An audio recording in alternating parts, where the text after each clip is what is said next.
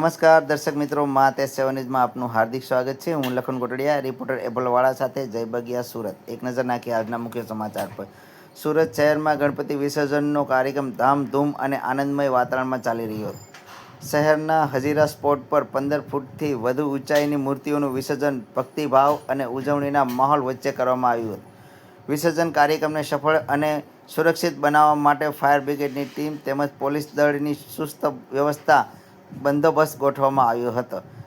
નદીના કિનારાઓ પર સહેલાણીઓ એકઠા ન થાય તે માટે ખાસ પોલીસ બંદોબસ્ત તૈનાત કરાયો હતો।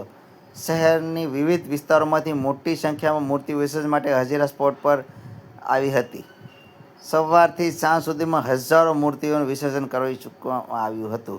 પ્રશાસન તરફથી જાહેરમાં અપીલ કરવામાં આવી કે નાગરિકોએ વિસર્જન દરમિયાન કાયદો અને વ્યવસ્થામાં સહકાર આપવો, આવશ્યક ભીડ ન કરવી અને સુરક્ષા દળોને માર્ગદર્શનનું પાલન કરવું।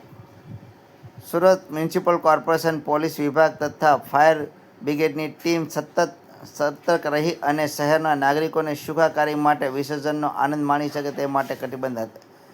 રિપોર્ટર એબલવાળા સાથે જય બગિયા સુરત, મા તે સેવન ન્યૂઝ।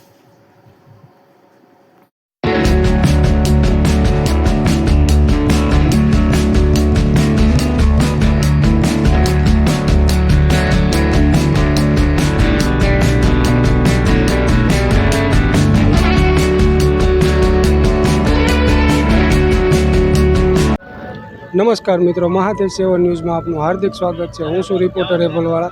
આજે આપણે જે હજીરા સ્પોટ પર જે ગણપતિ વિસર્જનનું જે કાર્યક્રમ છે તે ફૂલ તૈયારી જોશમાં ચાલી રહ્યું છે અને અત્યારે હાલ આપણે આ ઇમરજન્સી સેવાઓ દ્વારા હું તમને અહીંયાથી બતાવી રહ્યો છું। તો આપણી સાથે જે સર છે તેમની સાથે વાત કરીશું। જી સર, આપનું નામ? મારું નામ છે ધર્મેશ એમ પટેલ। હું સબ ફાયર ઓફિસર છું મોરાભાગર ખાતે। જે સર, જે અત્યારે જે આ ગણપતિ વિસર્જનનો જે કાર્યક્રમ ચાલી રહ્યો તેમના વિશે તમે શું કહેશો? હાલ અત્યારે ગણપતિ વિસર્જનનો કાર્યક્રમ ચાલી રહ્યો છે।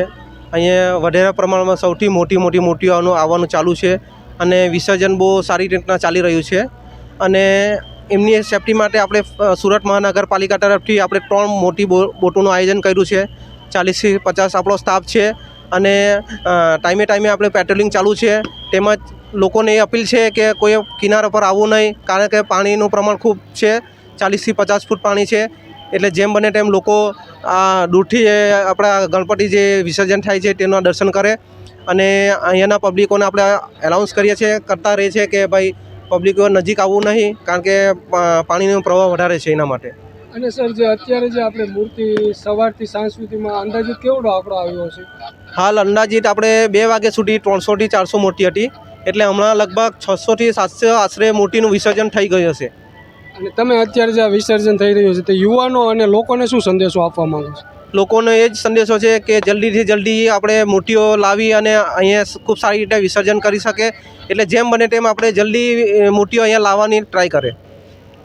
ઓકે, તો આપણે જે સર સાથે વાત થઈ છે તે સરે આપણને નિવેદન આપી ચૂક્યા છે। અને હા મિત્રો, તો હવે આજે આપણે જે હજીરા સ્પોટ પર જે અહીંયા તમને હું કિનારો બતાવીશ કે જે અહીંયા કેટલી લોકોની ટ્રાફિક છે અને કેટલા સ્ક્રેન દ્વારા પણ અહીંયા ગણપતિજીનું વિસર્જન થઈ રહ્યું છે।